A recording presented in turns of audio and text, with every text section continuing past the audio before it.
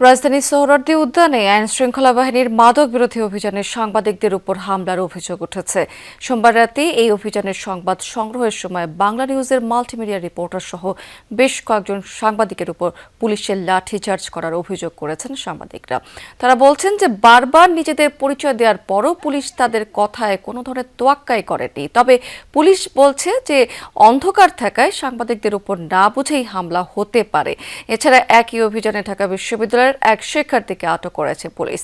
আটক ওই শিক্ষার্থীর বিরুদ্ধে মাদক সেবনের সরঞ্জাম রাখা এবং দায়িত্বরত পুলিশ সদস্যের উপর চাকু দিয়ে হামলার অভিযোগ উঠেছে।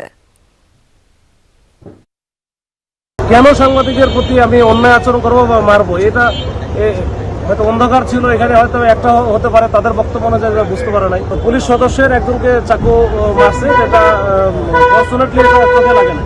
তো যাই হোক, এই বিষয়গুলো ওইখানে যারা ছিল তারা মনে হয় ঢাকা বিশ্ববিদ্যালয়ের শিক্ষার্থীর পরিচয় দিয়েছে, তো ওইটা আমরা খতিয়ে দেখতেছি।